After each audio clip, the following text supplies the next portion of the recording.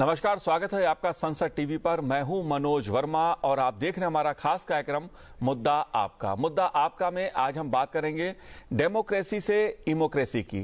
इस मुद्दे पर बात इसलिए करेंगे क्योंकि भारत के उपराष्ट्रपति जगदीप धनखड़ जी ने हाल ही में मुंबई में नेतृत्व और शासन विषय पर आयोजित प्रथम मुरली देवड़ा स्मृति संवाद में डेमोक्रेसी से इमोक्रेसी की ओर बदलाव पर राष्ट्रीय बहस का आह्वान किया है। उपराष्ट्रपति जगदीप धनखड़ जी ने उद्घाटन भाषण में लोकतंत्र, सुशासन और संविधान आदि कई मुद्दों पर महत्वपूर्ण विचार प्रकट किए। डेमोक्रेसी से इमोक्रेसी का मुद्दा देश की अर्थव्यवस्था और सुशासन के लिहाज से खासा महत्वपूर्ण है। उपराष्ट्रपति जी ने राजकोषीय सावधानी और जिम्मेदार शासन के महत्व पर भी जोर दिया है। इस मुद्दे पर चर्चा करने के लिए दो खास मेहमान मेरे साथ जुड़े हुए हैं, स्टूडियो में मौजूद हैं, उनसे हम चर्चा करेंगे। सबसे पहले उनका परिचय आपसे मैं करा दूं। भारतीय लोक प्रशासन संस्थान के महानिदेशक सुरेंद्र नाथ त्रिपाठी जी हमारे साथ स्टूडियो में हैं। आपका बहुत बहुत स्वागत है सुरेंद्र नाथ जी। साथ ही हम बात करेंगे इस्पात और IT मंत्रालय भारत सरकार की पूर्व सचिव अरुणा शर्मा जी से। अरुणा जी, आपका भी बहुत बहुत स्वागत है संसद टीवी पर। लेकिन चर्चा शुरू करने से पहले आइए देखते हैं उपराष्ट्रपति जगदीप धनखड़ जी ने क्या कहा। There is another aspect on which we need to focus. National debate is required so that we take note of shift from democracy to immocracy. Emotion-driven policies, emotion-driven debates, discourses threaten good governance. Historically, populism is bad economics, and once a leader gets attached to populism, it is difficult to get out of the crisis. And therefore, the central factor has to be good of the people, largest good of the people, lasting good of the people. Empower people to empower themselves rather than empower them momentarily, because that affects their productivity. जी बिल्कुल, democracy से इमोक्रेसी का मुद्दा खासा महत्वपूर्ण है। उपराष्ट्रपति जी ने इसे लेकर अपने विचार प्रकट किए। जाहिर तौर पर सुशासन की दृष्टि से, देश की अर्थव्यवस्था के लिहाज से यह मुद्दा बहुत महत्वपूर्ण है। सुरेंद्र नाथ जी, आपने उपराष्ट्रपति जी को सुना, उनके विचारों को सुना। यह मुद्दा जो डेमोक्रेसी से इमोक्रेसी का मुद्दा है, ये क्यों महत्वपूर्ण है? क्या तात्पर्य है इससे? क्या संदेश है इसका? देखिए, डेमोक्रेसी जैसे एक फॉर्म ऑफ गवर्नमेंट है कि जनता अपनी सरकार खुद चुने, लेकिन सरकार के प्रतिनिधि चुनने के बाद वो कौन सी पॉलिसी नीतियां बनाते हैं वो उनके ऊपर निर्भर करता है। डेमोक्रेसी आज इमोक्रेसी की तरफ जा रही है। जो माननीय उपराष्ट्रपति ने कहा, यह अत्यंत दूरदर्शी संवाद है। उन्होंने कहा इस पर विचार विमर्श होना चाहिए। हम 140 करोड़ लोगों के देश हैं, हम राइजिंग सुपर पावर हैं, आज हमारे पासपोर्ट की वैल्यू बढ़ रही है, हम 5th लार्जेस्ट इकोनॉमी हैं। तो क्या इमोक्रेसी हमको शोभा देती है या इस पर विचार विमर्श की आवश्यकता है कि नहीं है? इनफैक्ट माननीय उपराष्ट्रपति ने उस उक्ति को सत्य किया है कि सत्यम वद धर्मम चर। सत्य है कि हमारी डेमोक्रेसी कुछ जगहों पर इमोक्रेसी होते हुए नजर आ रही है, जिस पर माननीय उपराष्ट्रपति जी ने बड़े संजीदगी के साथ मुद्दे को उठाया है और इस पर विचार विमर्श, व्यापक विचार विमर्श की बात कही है। ये कोई किसी पार्टी या किसी दल या किसी देश या किसी ग्रुप के विरुद्ध नहीं है, बट ये है कि इस पर विचार होना चाहिए कि शासन या राज्य की क्षमता के ऊपर प्रश्न चिन्ह न उठे। राज्य खाली जनहिताय है, लोक हिताय है, लेकिन आत्मरक्षा भी होनी चाहिए। तो अगर सरकार कमजोरी होंगी आर्थिक दृष्टि से तो जनहिताय भी नहीं हो पाएंगी और सुरक्षा तो दूर की छोड़ दीजिए। आज हम जिस संसार में रह रहे हैं उसमें दिन प्रतिदिन जियो पॉलिटिक्स चेंज हो रही है।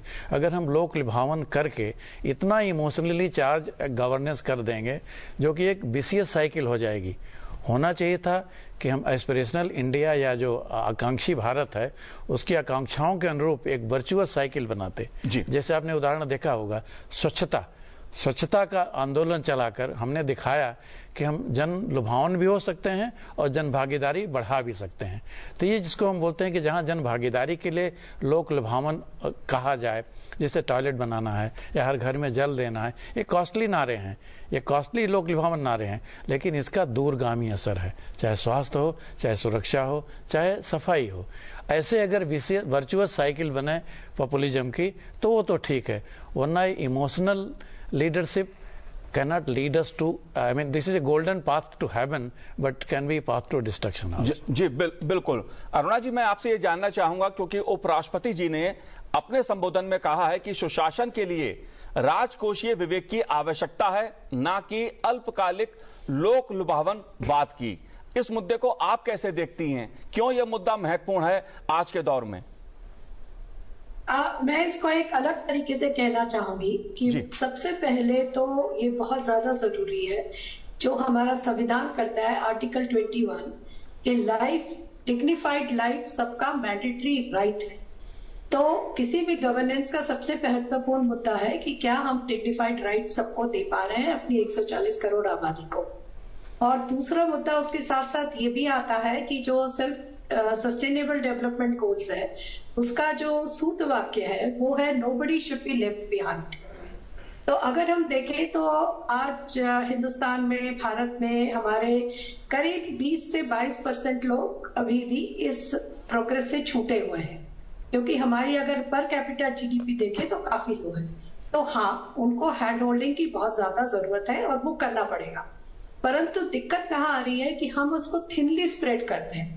अगर हम 80% आबादी को फूड सिक्योरिटी दे रहे हैं तो 80% को जरूरत नहीं है, वह करप्शन मीन्स हो जाते हैं। और जैसा कि मेरे सहवाक्य पैनलिस्ट ने कहा कि कुछ ऐसा हैंड होल्डिंग है जहां पे एक डिग्निफाइड लाइफ की तरफ चलेंगे, जिससे हमारा हेल्थ का एक्सपेंडिचर कम होगा। अगर क्षेत्र में साफ सफाई है, अच्छी सड़कें हैं, अच्छी नालियां हैं, शुद्ध पानी पीने का है, तो अपने आप 80% बीमारियां कंट्रोल में आ जाती है। तो जो हेल्थ सिक्योरिटी है वो कम हो जाती है जी।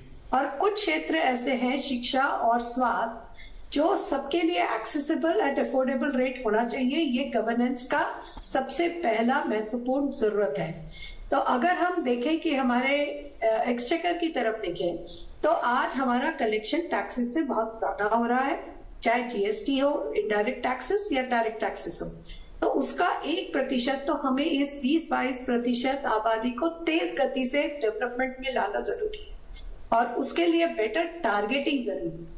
तो उसको हम फ्रीबीज के नाम से नहीं ले सकते, क्योंकि सोशल सिक्योरिटी नेटवर्क देना भी गवर्नेंस का एक इम्पोर्टेंट महत्वपूर्ण जगह है जी। परंतु जब वो एक चुनाव की सीमा में चला जाता है और उसको कुछ लोगों ने ब्राइबरी कहा है, सेक्शन 170, 171 ब्राइबरी केस में, कि आप इट्स लाइक अ डील कि हम आपको ये बेनिफिट्स देंगे, आप हमको वोट दीजिए, तब वो वहां पे जाके दिक्कत वाली बात हो जाती है।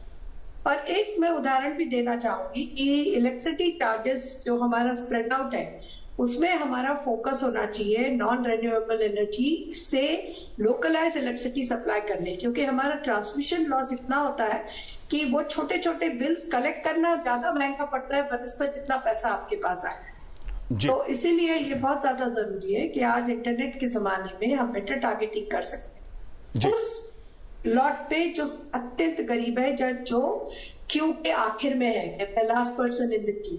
तो उन पे फोकस करना एक गवर्नेंस मॉडल का महत्वपूर्ण जिम्मेदारी है किसी भी सरकार की, और उसको तो करना होगा, उसको तरीके से करना होगा। और जैसा कहा जाता है कि मछली पकड़ना सिखाओ, आप लाइवलीहुड अपॉर्चुनिटीज खड़े करो वहां पे, देन आप दान में देते रहो, पकड़ देते रहोगे, आप मछली बांटते नहीं रह सकते। तो इसलिए ये एक बैलेंस होना बहुत जरूरी है कि आप किसको टारगेट कर रहे हैं, कितना टारगेट कर रहे हैं, और क्या आप ऐसा टारगेट कर रहे हैं कि लाइवलीहुड उसको खड़ा करके वो कल अपनी दौड़ सके। ये इस पे फोकस होना चाहिए बनस्पत की, हम फ्रीबीज बात करें। जी बिल्कुल।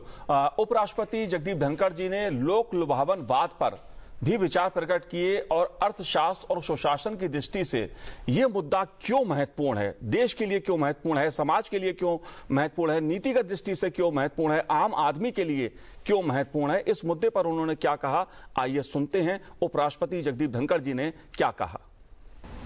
Across political spectrum, there is emergence of a new strategy. And the strategy is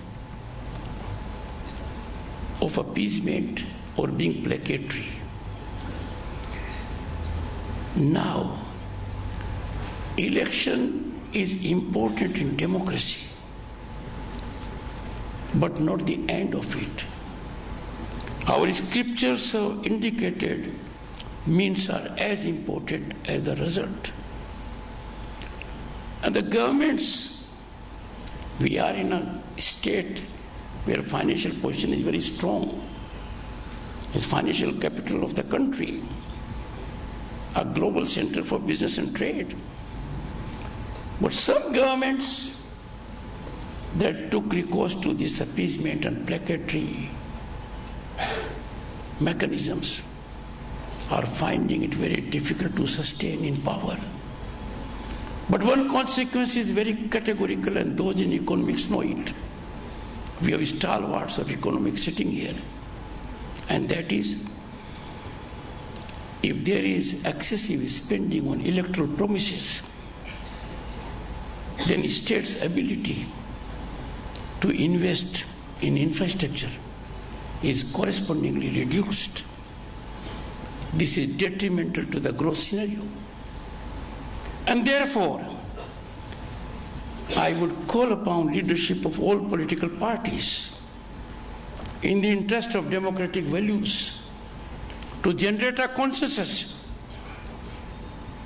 that engaging into such kind of electoral promises that can be performed only at the cost of capex expenditure of the state. I should not be misunderstood, ladies and gentlemen, because while Indian Constitution has given us right of equality, it does provide in Article 14, 15 and 16 an exceptional category of affirmative governance, affirmative action, the reservation for SC, ST, for those who are in economic weaker section. That is sanctified. Similarly, there are exceptional situations for rural India, for the farmer, where affirmative steps are required to be taken. But this is very distinct from the other aspects I was talking about. This is not placatory or appeasing. It is justifiable economic policy.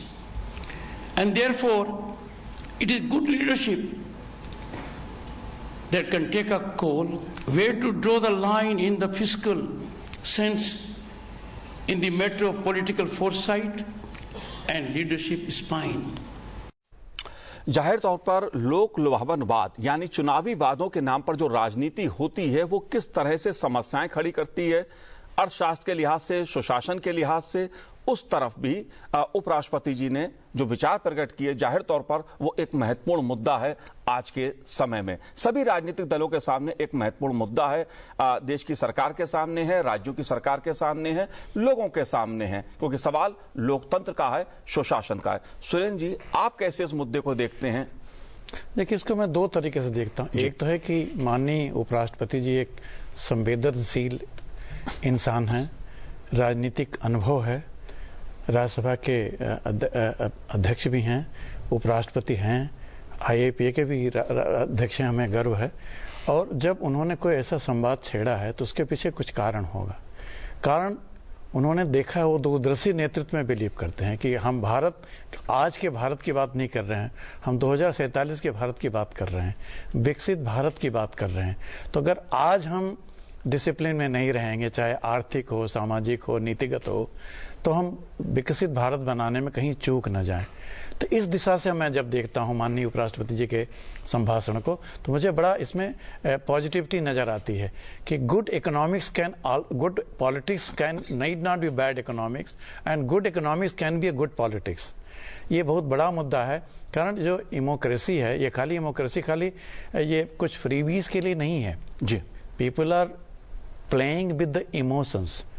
शायद उनका लक्ष्य वहाँ है कि जो emotional, हम उसको emotional अत्याचार नहीं कह सकते, that will be misunderstood, but playing with the emotions, promising which state can not deliver, और ऐसे वादे, ऐसी नीतियां, ऐसे लोग लुभावन वादे करना जो कि हो सकता है कि in a greater public interest may not be in the right interest. जैसे माननीय उपराष्ट्रपति जी ने कहा, गरीब किसान को मदद करनी हो, या गरीब छात्र को स्कॉलरशिप देनी हो, या दलित समाज को, आदिवासी समाज को मुख्य धारा में लाना हो, उनके लिए जो कुछ भी किया जाए, no one is left behind, सब कुछ ठीक है, सब कुछ जायज है। लेकिन अगर नीतिगत मामले में हम ऐसे लोगों को, मान लीजिए हम दिल्ली में रहते हैं या हम कहीं भी रहते हैं, अगर हम इलेक्ट्रिसिटी बिल पे कर सकते हैं तो हमें फ्री इलेक्ट्रिसिटी क्यों मिले? जी, मैं एक छोटा उदाहरण दे रहा हूं, मैं नहीं कह रहा हूं मैं बहुत धनी हूं या बहुत गरीब हूं, लेकिन पात्र को, सुपात्र को अगर धन के रूप में, सब्सिडी के रूप में, फ्रीबी के रूप में कुछ मिले वो ठीक है, लेकिन कुपात्र को या अपात्र को मिले तो वो ठीक नहीं है। और पॉलिसी बनाते समय greater good of greater number एक खाली पॉलिसी नहीं हो सकती, उसके पीछे एनालिसिस होनी चाहिए कि हमारा उद्देश्य क्या है। आज सरकार, समाज, बाजार, तीनों को नियंत्रण करने में सरकार का योगदान है। और माननीय उपराष्ट्रपति जी ने एकदम ठीक कहा है कि अगर हम डेमोक्रेसी के principle, by the people and constitution के प्रियम्बल में, जैसा कि आप जानते हैं बाबा साहब भीमराव अम्बेडकर ने कहा था कि democracy, equality, liberty is okay, but शासन फ्रेटर्निटी से चलता है। When we step into the shoes of the other person, then we realize कि शासन, सुशासन या फ्रीबी क्या है।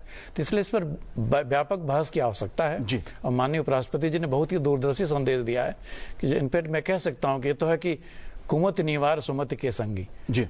तो जो इसमें गलती है उसकी आलोचना की जाए, और जो इसमें अच्छाई है उसको और तसल्ली से तरक्की की ओर बढ़ने के लिए एक रास्ता निकाला जाए। बिल्कुल बिल्कुल उपराष्ट्रपति जगदीप धनखड़ जी ने अपने संबोधन के जरिए ये संदेश देने की कोशिश की है कि जो आम जनता के कल्याण के लिए योजनाएं बनती हैं, वो किसान के लिए हो, आदिवासियों के लिए हो, गरीब छात्रों के लिए हो, वो ठीक है, लेकिन अगर चुनावी वादों के लिए आप अधिक खर्च करते हैं तो उसका असर शासन की योजनाओं पर, नीतियों पर पड़ता है। चुनावी वादे जिस तरह से, खासतौर से दिल्ली में जो जिस तरह जी कुछ कहना चाहते हैं। आप जैसा कह रहे, अंत्योदय से सर्वोदय की तरफ जब रास्ता चलता है जी, तो उसको हम फ्री भी नहीं कह सकते, लेकिन सर्वोदय करते करते हम सर्वोदय में ऐसे वर्ग को भी, जो सक्षम वर्ग है, जब वहां हम गलत नीतियों के माध्यम से उनको हम कुछ लाभ देने की कोशिश करते हैं, because they are part of our larger vote bank या लार्जर पॉलिटिकल सपोर्ट ग्रुप है, तब वो फ्री भी थोड़ा सा हानिकारक हो सकता है, या होता है उस पर विचार विमर्श की आवश्यकता है। और माननीय उपराष्ट्रपति ने कहा, सारे he has not pointed finger on anyone, he has said that we are a big country, we need to have a conscious decision on all these issues। अन्य बहुत अच्छे विचार, मुझे लगता है कि बहुत ही दूरदर्शी संदेश। और इस मुद्दे पर राष्ट्रीय बहस का आह्वान किया है उन्होंने कि सभी दल मिलकर चर्चा करें, सभी लोग चर्चा करें, क्योंकि सवाल सुशासन का है, देश की अर्थव्यवस्था का है।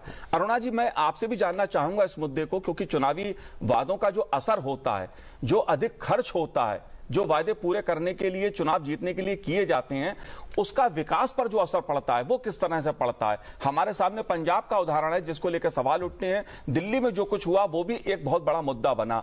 आप कैसे देखती हैं इस मुद्दे को? इसको मैं इसी तरह से कहूंगी जो बात मैंने पहले कही कि जो अब हमको एक प्रॉपर सर्वे करके, एक सेंसस करके, एक सोशियो इकोनॉमिक सेंसस करके, हमारे पास जब वो आबादी या वो हाउस होल्ड की जानकारी रहेगी जिनको इसकी जरूरत है, सिर्फ वहीं तक उसे सीमित करें। और उसके ऊपर अगर कोई पॉलिटिकल पार्टी करना चाहती है तो वो गवर्नमेंट फंड से ना करे, वो अपने पॉलिटिकल फंड से करे। तो उस समय इतना लिबरल वादे किए जाते हैं चुनाव के समय कि हर पार्टी, अगर आपने पिछले कुछ चुनाव देखे हो तो बिना एक्सेप्शन के हर पार्टी कुछ ना कुछ ऐसे प्रोमिसेस कर रहे हैं जिसकी मांग भी नहीं है, जिसको जनता ने मांगा भी नहीं है, पर उसको ऑफर कर दिया जाता है कि हाँ ये आपको दिया जाएगा। और फिर उसमें अमाउंट का वॉर हो जाता है कि हम X देंगे, तो कोई कहता है हम 2X देंगे, कोई कहता है हम 3X देंगे। बट ये सारा वो अपने पार्टी फंड से नहीं देते, बल्कि अगर इलेक्ट हो गए तो फिर वो गवर्नमेंट एक्सचेकर पे आता है। अब गवर्नमेंट एक्सचेकर में प्रायोरिटीज बहुत क्लियर होनी चाहिए कि जहाँ एक हाथ में हमको वो 20-21% लोगों को हैंड होल्डिंग की जरूरत है, बट हैंड होल्डिंग भी ऐसे कि वो कल अब धीरे धीरे अपना रास्ता खुद चुने और अपनी तेजी से दौड़ में चले जाए। क्योंकि जैसे कहा जाता है कि rich will continue to be richer because उनका रिस्क टेकिंग एबिलिटी होता है, बट गवर्नेंस इज कि हम लोएस्ट मिनिमल डिनोमिनेटर को कितना ऊपर लेके आ सकते हैं, तो उसमें करते रहना चाहिए और उस तरह की आपकी पॉलिसीज होना चाहिए। जैसे अगर आपका फोकस और खर्चा एमएसएमई पे होता है तो उसमें नौकरियां भी जनरेट होगी, लोगों को तनख्वाह भी मिलेगी और आप वो खर्चा करेंगे तो मैन्युफैक्चरिंग और बढ़ेगा जी। परंतु अगर हम उसको इस तरह से बांटने में या कुछ प्रोमिसेस करने में जिसका आउटपुट कुछ नहीं है बल्कि करप्शन है उसका आउटपुट, क्योंकि जहां जरूरत नहीं है वहां आप कोई चीज देखो तो वो उसका वैल्यू नहीं रहेगा। एक तरह से हो सकता है उनको निकम्मा भी बना दे कि काम करने की जरूरत नहीं है, आपके पास एक लायबिलिटी हो जाएगी पॉपुलेशन की, तो हमारा जो 140 करोड़ का या यंग 65% की हमारा डिविडेंड है, डेमोग्राफिक डिविडेंड, वो लायबिलिटी बनने लगेगा। जरूरत ये है हमको शिक्षा, स्वास्थ्य, एम्प्लॉयमेंट, लाइवलीहुड इसकी तरफ ध्यान दें। बनस्पत की हम इस तरह जो हमारे पास रिसोर्सेस है उसको जो ऐसे में खर्च करना चाहिए हमेशा जो ट्रिगर करे, ज्यादा से ज्यादा एम्प्लॉयमेंट ट्रिगर करे, ज्यादा से ज्यादा लोगों को अपनी आमदनी बढ़ाने पे ट्रिगर करे, उसमें खर्चा होना चाहिए, ना कि डेड एंड स्कीम्स में खर्चा करना जहां से आउटकम कुछ भी नहीं है, क्योंकि न्यूट्रिशन भी उससे नहीं सुधरता है जो इस तरह से फ्रीबीज बढ़ती है या जो extra money in their account देते हैं, क्योंकि कहते हैं ना कि wrong money finds the wrong way of spending, तो ये भी हमेशा रहता है, hard work earned money will always find a right way of spending. तो आप उस आबादी को अगर आप प्रोडक्टिव बनाना चाहते हो तो कहाँ खर्च करना है और क्यों खर्च करना है, इसका सवाल का जवाब स्पेसिफिक होना बहुत ज्यादा जरूरी है कि किस आबादी को टारगेटेड हैंडहोल्ड करना है और कौन सी चीजें ऐसी है कि जिसको हमको खर्च करके एक ओवरऑल जीडीपी बढ़ाते हुए इंक्लूसिवनेस की तरफ लेके जाना। जी, जाहिर तौर पे उपराष्ट्रपति जगदीप धनखड़ जी ने एक महत्वपूर्ण मुद्दा देश के सामने रखा है, चुनावी वायदे, चुनाव जीतने के लिए जिस तरह के वायदे किए जाते हैं और उसके बाद जो तस्वीर उभर के आती है। कई राज्यों में ऐसा हुआ है कि चुनाव तो दलों ने जीत लिया लेकिन जब सरकार बन गई तो कर्मचारियों को वेतन देने के लिए भी पैसे नहीं थे सरकार के खजाने में। ऐसे मुद्दे भी उभर के सामने आ रहे हैं। इसलिए जाहिर तौर पे कि संविधान ने बहुत अधिकार दिए हैं और संविधान को लेकर भी उपराष्ट्रपति जगदीप धनखड़ जी ने कई महत्वपूर्ण बातें अपने संबोधन में कही। आइए सुनते हैं उन्होंने क्या कहा। We the people, the ultimate repository of sovereignty, a sovereignty which we cannot afford either to dilute or to be taken away.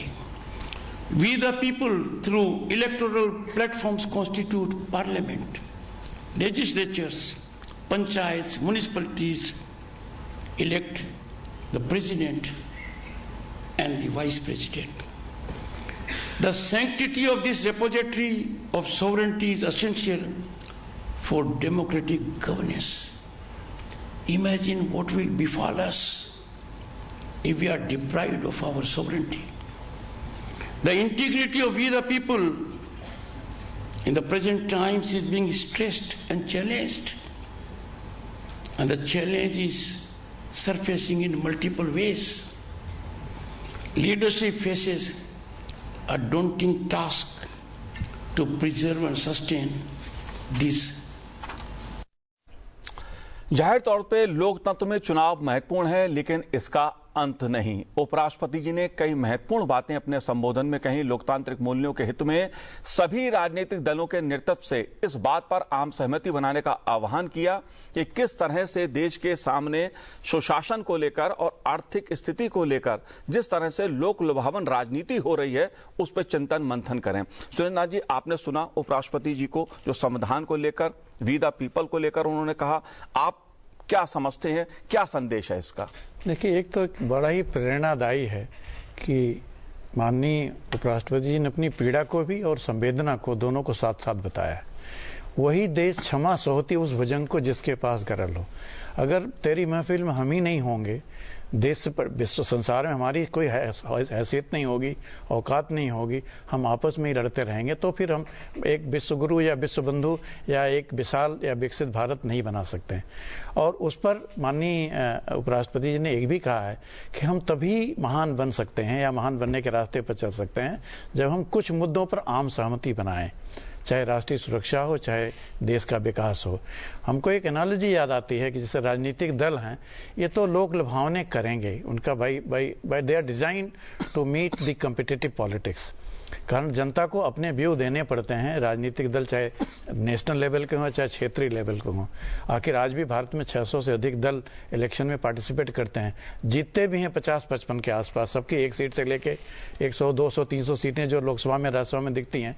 तो कॉम्पिटिटिव पॉलिटिक्स तो होगी, लेकिन वो कॉम्पिटिटिव पॉलिटिक्स रेशनल हो, इमोशनल ना हो, एम्पैथी से हो, इमोशन ना हो। हम बोलते हैं, हम तो पढ़ाते हैं मैनेजमेंट में कि IQ is important but emotional quotient is as important. अब तो हम स्पिरिचुअल कोशिएंट की बात करते हैं। इनफैक्ट विश्व में अब भारत की जो संस्कृति है, इस कॉन्शियसनेस कोशिएंट की बात करते हैं कि हम लोगों के मुद्दे को ध्यान में रखें, लेकिन अपनी क्षमता को भी ध्यान में रखें, ताकि ऐसा ना हो कि over promised under delivered, people feel cheated. एक तो वो बात है। दूसरी बात है कि हम अगर देश मजबूत नहीं रहेगा तो हम किसी को हैंड होल्ड भी नहीं कर पाएंगे। आज देश अगर कार है, मान लीजिए एक व्हीकल है, तो व्हीकल ठीक रहेगा तब ड्राइवर बदलने से या नया ड्राइवर लाने से होगा। जी सुरेंद्र जी, अगर जनता की मैं बात करूं, जवाबदेही जनता की भी है इस लोकतंत्र में कि आखिर जनता कितनी जिम्मेदार है, क्योंकि अगर फ्री की आदत लग जाती है तो एक बार लग जाए तो उसे बदलना या निकालना जनता को मुश्किल हो जाता है। इस पहलू को आप कैसे देखते हैं? इस पहलू को देखिए, यही सब कहा जाता था जब नरेगा आया कि हम अगर लोगों को 100 दिन का रोजगार देंगे लोग अकर्मण्य हो जाएंगे। लेकिन पिछले 15-20 साल से जो चल रहा, हमने देखा है कि इससे लोगों की वेजेज बढ़ी हैं, ग्रामीण अर्थव्यवस्था में इसका महत्वपूर्ण योगदान हुआ है और लोगों ने खट के कमाया है, ठग के नहीं कमाया है। जहां आप परिश्रम के लिए ऐसी योजनाएं बनाते हैं, दे लुक फ्री भी, but ultimately they add to the value, या what we call it value addition में पार्ट होता है, वो अच्छा होता है। जैसे आप एजुकेशन पे दें, हेल्थ पे दें, जैसे अरुणा मैडम बोल रही थी कि जो ह्यूमन कैपिटल पर इन्वेस्टमेंट होता है, nothing is free and nothing is wasted. But जो आप कहते हैं लग्जरी गुड्स हम देंगे, 2 ग्राम सोना देंगे या 5 ग्राम ये देंगे या वो देंगे, आप देखिए वादों की झड़ी लगती है, वो लगता है कि more emotional than rational. And शायद माननीय उपराष्ट्रपति जी उन मुद्दों पर ध्यान आकर्षण करना चाहते हैं, उन मुद्दों पर बहस हो। ऐसा ना हो कि पक्ष और प्रतिपक्ष आपस में भिड़े हैं। बात इतनी है कि कोई पुल बना है। जी दुष्यंत जी की ये कविता मेरे को याद आती है कि कोई पुल बने, जनता और सरकार के बीच में सामंजस्य बने, उसके लिए कुछ लोक लुभावन नारे करने पड़ते हैं, देने पड़ते हैं, उनको निभाना भी पड़ता है। आज की जनता या भारत की जनता को हम अगर चाहेंगे कि उसको कुछ पैसे के प्रलोभन से हमको वोट दे देगी या हमारे पास आ जाएगी, वो भी जनता का अपमान है, मुझे लगता है लोकमत का अपमान होगा।